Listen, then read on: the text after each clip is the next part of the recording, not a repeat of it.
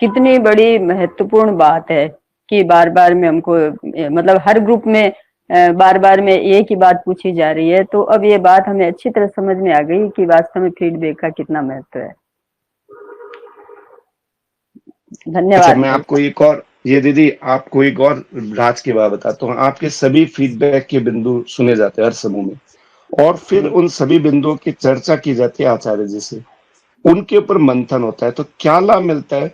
हम सबको ये पता लगता है कि हम जो साधना कर रहे हैं इसी समूह में एक साथ, वो किस दिशा में जा रही है, कहाँ त्रुटि हो रही है, और तुरंत उसका क्या निदान हो सकता है, उसमें क्या बदलाव किया जाता है। जैसे अभी आप लोगों ने देखा कि हम लोग अस्माकम हृदय परिवर्तन परिवार निर्माण की साधना कर रहे हैं।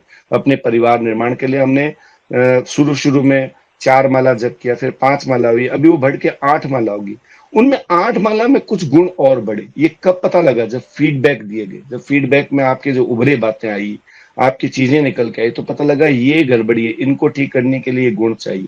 तो 24 गुणों में से आपको केवल 8 गुण देके अगर आपके परिवार को ठीक किया जा रहा है, और आपके परिवार निर्माण का, आपके पितरों के लिए आपके शरीर स्ट्रक्चर्स को ठीक किया जा रहा है, तो ये सब कुछ तभी संभव है जब फीडबैक दिया जाए। फिर एक आचार्य जो इन सबको एक साथ लेकर चल रहा है, उन्हें ये जानकारी होना जरूरी है कि किस स्तर पे हमारी साधना चल रही है।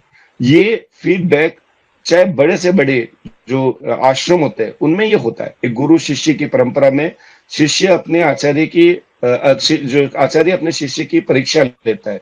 ये परीक्षाएं क्या होती है? ये फीडबैक ही तो होता है, वो बार बार चेक करता है। अब आप हम सब इतनी दूर हैं, आप आचरण से व्यवहार से क्या कर रहे हैं हमें नहीं पता लग पाता है, और इतना बड़ा समूह है उनमें कैसे इसको मैनेज किया जाए, ये फीडबैक ही है। इस फीडबैक को अगर हम देंगे तो आने वाले समय में हमारी जो पीढ़ी है वो भी इसको समझेगी इसका रहस्य, और आपको इस फीडबैक की आदत हो जाएगी। थोड़े दिन बाद में आप अपने बच्चों से फीडबैक लेंगे, तो पता लगा बच्चों में जो गड़बड़ियां होने लगी आपने खुद ही ठीक कर दी, और बच्चे इतने अलर्ट हो जाएंगे तो आपके बच्चे अन्य बच्चों की तुलना में कहीं आगे पहुंच जाएंगे, क्योंकि आप बराबर उनसे फीडबैक ले रहे हैं, क्योंकि आपको आदत पड़ गई फीडबैक की। फीडबैक देने की जिसको आदत पड़ गई वो लेने की भी आदत होगी, वो भी फीडबैक लेगा, और वो झिझकेगा नहीं, वो परेशान नहीं होगा, वो देता रहेगा। जैसे आप में बदलाव आएगा, बच्चों में बदलाव आएगा, आप चमत्कार महसूस करेंगे। ये फीडबैक का मूल उद्देश्य है। जी भाई साहब, और दूसरा लाभ ये भी मिला कि जैसे सब लोग अपने अपने हिसाब से उसका मूल्यांकन करते हैं और अपनी बात बताते हैं, तो खुद को भी ऐसे मालूम चलता है कि अच्छा ये बात भी इसमें होती है, तो ये बात तो हमें भी है। तो उनकी बारीकी में गहराई में जाने का भी अवसर मिलता है, और उसके बारे में और ज्यादा गहरा सोच विकसित होती है इससे कि अच्छा इसमें ये भी होता है। तो कई बातें हमको समझ नहीं आती है कि इसमें क्या है क्या नहीं है, पर जितना सबसे सुनते हैं तो उसमें अपने बारे में भी बहुत अच्छा मंथन करने का अवसर मिलता है। अच्छी बात है। आप लोगों ने देखा होगा जी, अमन जी आपसे भी पूछेंगे। आप लोगों ने देखा होगा जैसे कि यहाँ राजस्थान में कोटा एक विश्व भर में फेमस एक जगह है, जहाँ पे हर तरह की जो पढ़ाई होती है मेडिकल इंजीनियरिंग के लिए, वहाँ बच्चे आते रहते हैं। हमें अवसर मिला वहाँ के एनालाइज करने के लिए कि वहाँ क्या है, वास्तविकता में वहाँ क्या है। वहाँ पढ़ाई के लिए तो बच्चे आते हैं, वो ऑलरेडी अच्छे घरों से, अच्छी ऊंचाई से आए हुए हैं। लेकिन वहाँ जो सिस्टम उन्होंने डेवलप किया, यू फीडबैक लेते हैं, वो अपने खिंचाई करके पढ़ाते हैं, वो हर समय उसका एक आंकलन करते हैं, और जैसे ही वो आंकलन करते हैं वो कौन से विषय में कमजोर है उसी की तैयारी कराते हैं। यानी कस्टमाइज करके पढ़ाना। अभी आने वाले दिनों में ऐसे ही होगा, आपको क्लासों में इस तरह से नहीं कि पूरे एक साल के लिए आपका एग्जाम होगा। आने वाले दिनों में आप देखेंगे, जो मुझे दिखाई दे रहा है, जो एजुकेशन सिस्टम बनेगा वो पहले सेमेस्टर वाइज बनेगा, 6 महीने, फिर 3-3 महीनों का होगा। हर 3 महीने बाद बच्चे का टेस्ट होगा, बच्चा किस सब्जेक्ट में गड़बड़ है उसी की पढ़ाई की जाएगी। यानी ऐसा नहीं है कि सारी चीजें वापस रिपीट करके पढ़ाई जाए, वो जो कमी है उसको ठीक किया जाएगा, ताकि एक साल के अंदर वो टुकड़ा टुकड़ा करके उसको पूरा कर लिया जाए।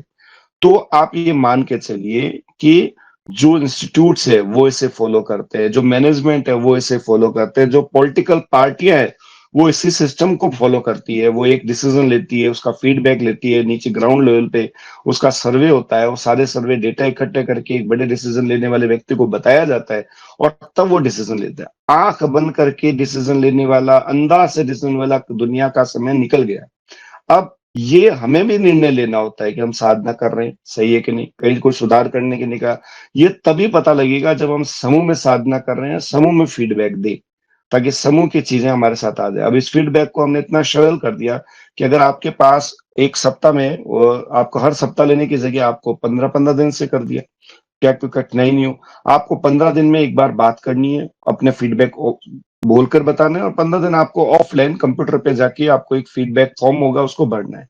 अगर आप वो भी नहीं कर पा रहे हैं बोल के बताने का भी, तो आप रिकॉर्ड करके भेज दीजिए, अपना फीडबैक अपने कागज पे लिख के भेज दीजिए।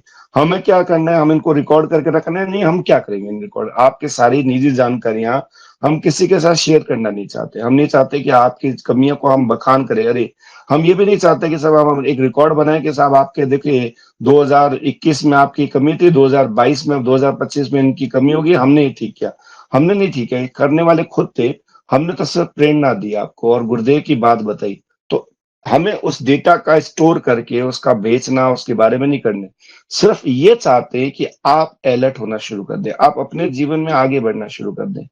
तो ये इसलिए फीडबैक है। और अगर आप किसी भी समूह में नहीं जुड़े हुए, फीडबैक के लिए एक समूह बनाया गया, हर 15-20 लोगों का एक संगठन बन गया, उनमें एक व्यक्ति फीडबैक लेता है, उनके पॉइंट्स नोट करता है, और उन सभी सप्ताह में या उसके आगे पीरियडिकल टाइम दिया गया है, उसमें वो सारे बिंदुओं पे आचार्य जी को बताया जाता है। हम लोग सब उस पर चर्चा करते हैं, और कोई इसमें कोई सुझाव होता है किसी का, इसमें कोई चीज चेंज करनी होती है, इसमें कोई समस्या आ रही है, और देख रहे हो कि ग्रुप में ही समस्या आ रही है, तो फिर एक साधना पद्धति नई डिजाइन करनी पड़ती है, उसमें जो कर रहे हैं उसको चेंज करना पड़ता है, क्योंकि जो साधना आप कर रहे हैं वह बहुत तीव्र है, तक्षणम प्रभावकारी।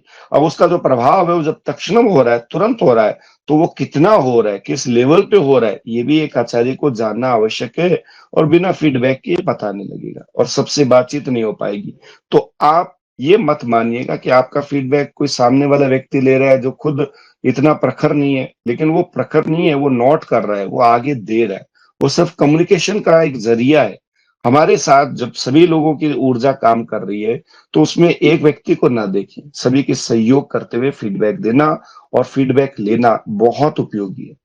आप अगर इसमें जानते हो, आपको लगता है कि इसमें आपको लाभ मिला, तो आप भी अपने समूह का एक निर्माण करें, और उनमें जो साधना की जा रही है, 1 माला 2 माला जितने भी करें, उनका फीडबैक लें।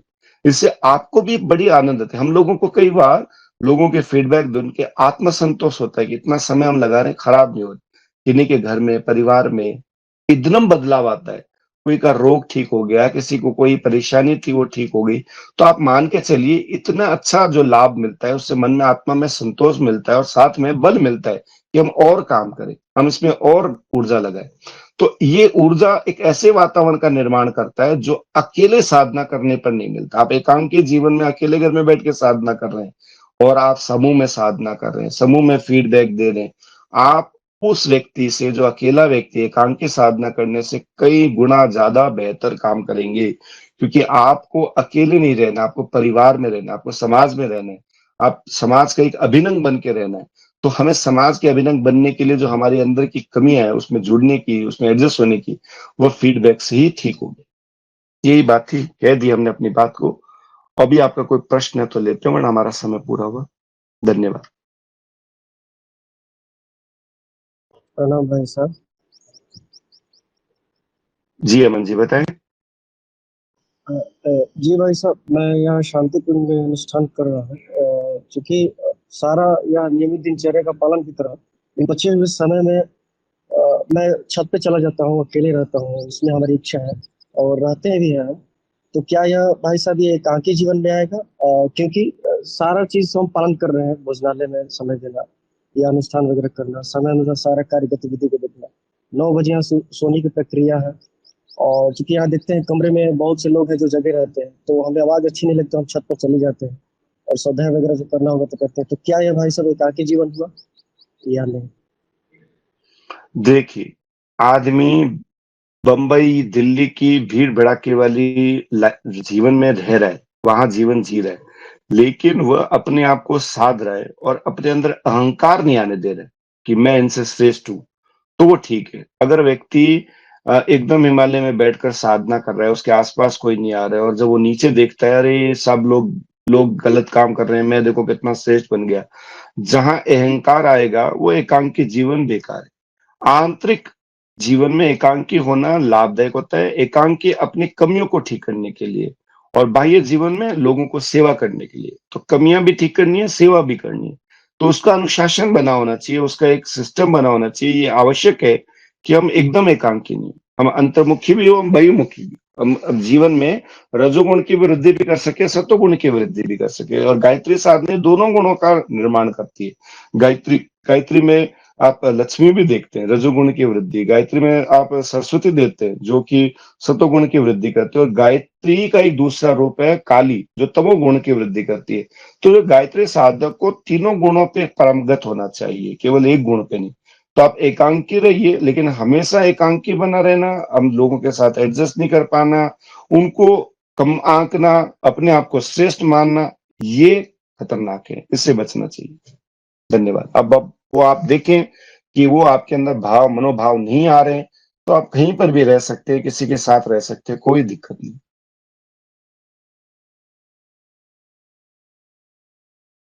ऐसा प्रणाम भाई भाई। जी ये जो हम पितृ के लिए एक माला कर रहे हैं, तो अगर खाली वो ही माला शाम के लिए छूटती है, तो हम उस टाइम भी ये सारी प्रक्रिया करनी होगी हमें, कवच वगैरह पढ़ने की।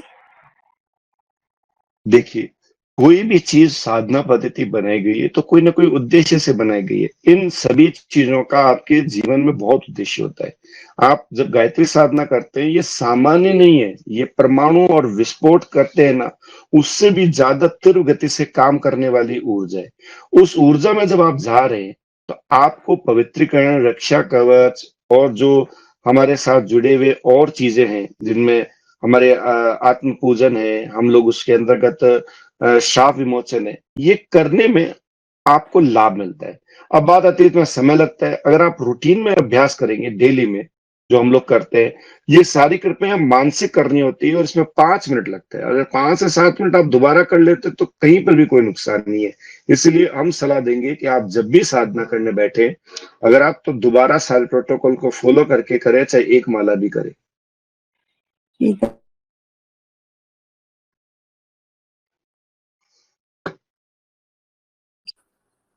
भाई साहब, प्रणाम। जी मैं मैं कमल सक्सेना बोल रही थी, 15 नंबर समूह से हूँ मैं फीडबैक में सबसे पीछे रहती हूँ, वैसा मैं स्वीकार करती हूँ, लेकिन देना चाहती हूँ, पर पता नहीं क्यों एक संकोच रहता है मन में कि, और ये भी सोचती हूँ कि छोटी छोटी बच्चियां भी हैं, बच्चे वाले भी हैं और बड़ी भी हैं, और जो बेचारी अपने आप को कैसे घर से निकाल के आती हैं, वो भी फीडबैक देती हैं, और मैं बहुत कुछ जानते हुए भी मैं फीडबैक क्यों नहीं दे पाती हूँ। शायद इसका कारण भाई साहब मैं आपको बताऊं कि मैंने जीवन में हमेशा त्याग किया, अपने लिए कभी नहीं सोचा, न्याय किया, कम खाया, कम पहना, लोभ नहीं किया, लालच नहीं किया, कभी भय नहीं लगा किसी से भी, हमेशा न्याय में अग्रणी रही और मेरी बात को सबने सुना भी। और स्कूल हो चाहे वो परिवार हो, हर एक को सही सलाह देकर संतोष भी दिलवाया। लेकिन आज मैं इन सब बातों में फेल हो चुकी हूँ, क्योंकि मेरा एक बेटा है, वो सच पूछिए उसमें बहुत से गुण भी हैं। मतलब गुण तो ये है कि वो ईमानदार है, मेहनती है, प्यार करने वाला है, लेकिन अपने आप पे उसको मतलब कंट्रोल नहीं है। जब वो कहने पे आता है, बोलने पे आता है, तो घर से बाहर, और यही कारण है वो आज कुछ कमा नहीं पा रहा। तो उसके व्यवहार के कारण सारा, जबकि मेरा सारा घर बच्चे बिना कहे सब काम करने वाले हैं, मेरी बहुएं बहुत अच्छी हैं, बेटे दोनों बहुत अच्छे हैं, बहुएं बहुत अच्छी हैं, पोता पोती बहुत अच्छे हैं, सब बहुत अच्छे हैं। लेकिन बस वो यही है कि मेरे को लगता है मेरी कहीं उपासना में ही कमी है भाई साहब। उपासना मैं बहुत पहले से कर रही हूँ, अब तो उम्र बहुत हो गई, तो स्वाभाविक बात है, लेकिन वही है, कहीं ना कहीं आपने आज जो बताया कि कहीं कमी रह जाती है, बिना फीडबैक के आप उसको पूरा नहीं कर सकते, और मैं फीडबैक में सबसे पीछे रहती हूँ वैसा, अपनी बात को कहने में कुछ संकोच करती हूँ, या क्या मालूम मैं क्या करूँ वैसा। फीडबैक देते रहेंगे तो आपको अपनी कमी पता लगेगी। मनुष्य ठीक है अपने भाई। भाग्य का निर्माता आप है। जो आज आपके साथ हो रहा है, उसका निर्माता आप स्वयं है, कोई दूसरा नहीं है।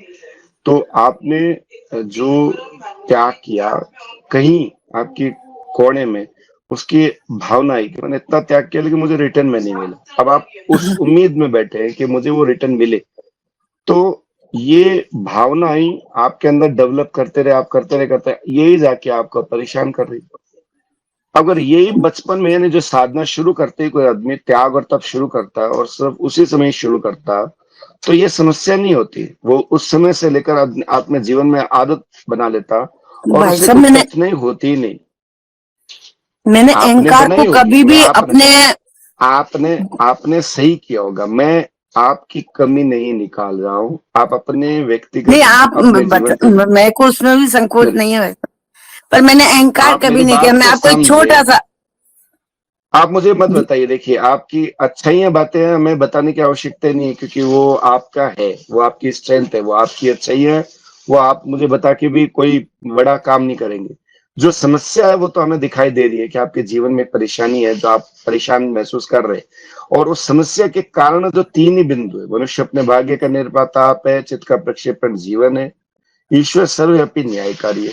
कहीं ना कहीं उन बिंदुओं में जो हम फीडबैक देते हैं, अगर आप एनालाइज करेंगे तो आपको उसको सॉल्यूशन मिलेगा। आचार्य जी ये गहरी अनुभूति से परेशानियों को, लोगों को देखकर, इतनी गहरी साधना करके उन बिंदु को निकालते कहाँ गड़बड़ी है, और जब वो इस पे हम बात करते हैं तो उसका सॉल्यूशन मिलता है। तो आप फीडबैक देते रहे, आपको वहां समस्या पता लग जाएगा, मैं है ना। अवश्य ऐसा कोशिश नहीं है, करूं। ऐसा नहीं, ऐसा कोई भी व्यक्ति नहीं है बड़े से बड़े, जैसे विश्वामित्र जी ने अपने जीवन में 3 बार उन्होंने गलती की, 3 बार गिर के वापस उठे। एक गायत्री साधक के जीवन में विश्वामित्र से बढ़िया कोई बड़ा साधक नहीं होगा। क्यों? क्योंकि जीवन में हारना नहीं सीखा, गिरे फिर ठीक हुए। हमारे अंदर जी कोई हाँ। गलती है तो हम उसे ठीक करें। आज नहीं करना है तो कल करना पड़ेगा, कल नहीं तो अगले जन्म में करना पड़ेगा। जब तक हम उसको ठीक नहीं करेंगे हमें दोबारा जन्म लेना पड़ेगा। हम क्यों ना आज ये अलर्ट और आज उस पर लग जाए और उसको ठीक करें, ये भाव है। तो आप परेशान मत होइए, आप फीडबैक देते रहे, आपको अपनी समस्याओं का निदान स्वतः ही मिलने लगेगा। दूसरा ऐसे मैंने परेशान। जी जी किसी बोलिए। बच्चे को गलत शिक्षा नहीं दी। आपने कह दिया, आपकी बात समझ, मेरी बात सुनिए, आपने कह दिया, लेकिन कहीं ना कहीं तो त्रुटि हुई है। आप वो एनालिस बिल्कुल हुई। आप करेंगे, हाँ तो उसको ढूंढेंगे। आपको ही ढूंढना है, किसी कोई और ढूंढेगा नहीं। और हम आपके गुरु नहीं है जो आपकी गलती ढूंढ के आपकी गलती को ठीक करें। हम सिर्फ और सिर्फ आपके सहयोगी। गलती तो ढूंढना है आप ही को, ठीक है आपको ही करनी। तो ये चीजें आपको करनी है, और उसके लिए आप सतत प्रेरणा, मार्गदर्शन, संरक्षण ईश्वर से मांग रहे हैं, गुरुदेव से मांग रहे हैं, वो देंगे भी। ऐसा नहीं है।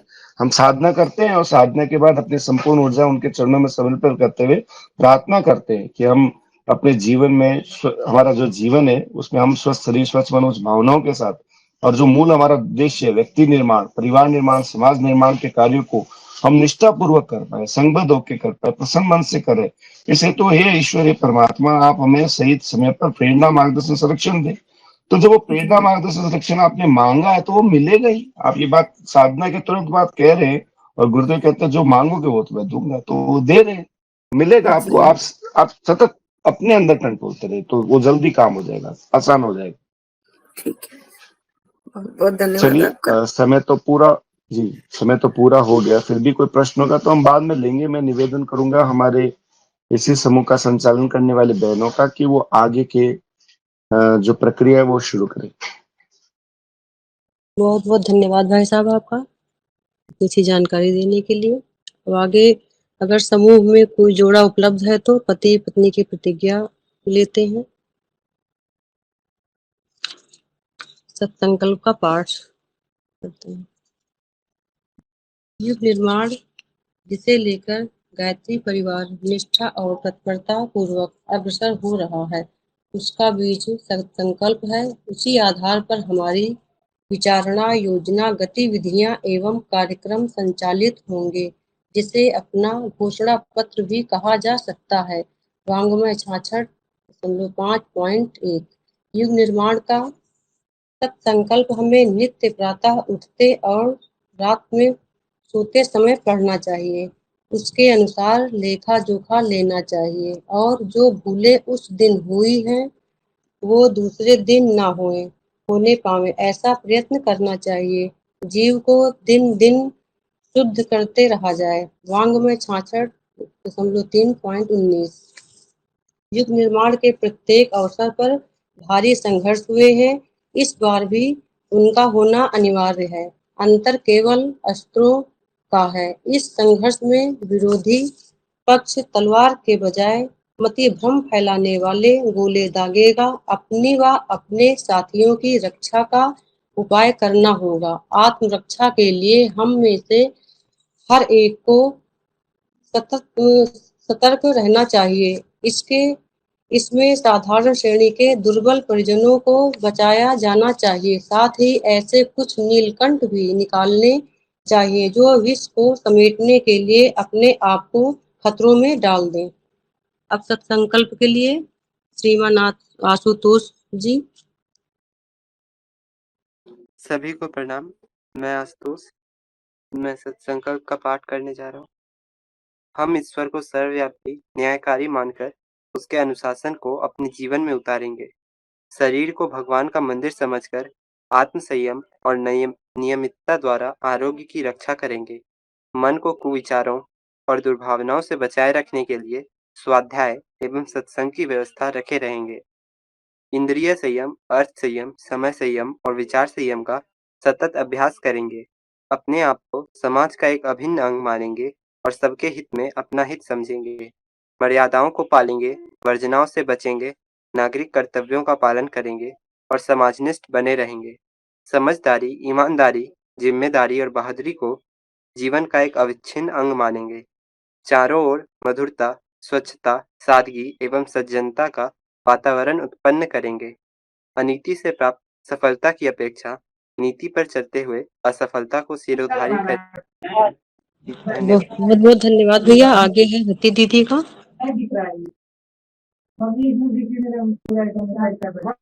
मनुष्य के मूल्यांकन की कसौटी उसकी सफलताओं, योग्यताओं एवं विभूतियों को नहीं, उसके सद्विचारों और सत्कर्मों को मानेंगे।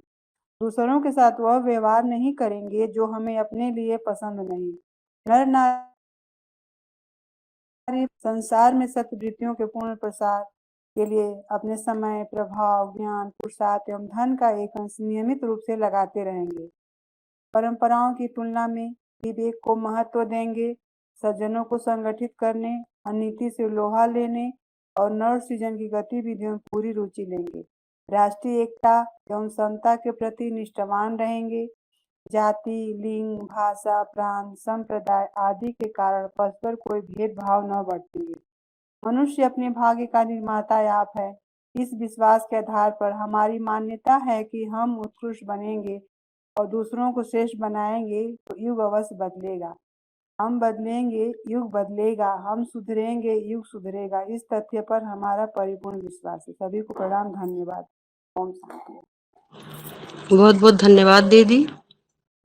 हे गुरुदेव माता जी प्रणाम। हम सभी आदर्श शिष्य एवं आदर्श स्वयंसेवी कार्यकर्ता का आचरण निर्विघ्न रूप से करते रहें, इस हेतु हम सभी पर संरक्षण, मार्गदर्शन तथा परिमार्जन की सतत कृपा बनाए रखें, जिससे स्वधर्म का आचरण संबद्ध होकर निष्ठापूर्वक पवित्र मार्ग से कल्याणकारी दिशा में भावना, परिश्रम तथा प्रामाणिकता पूर्वक अपने आध्यात्मिक साथियों के साथ प्रसन्न मन से करते रहें।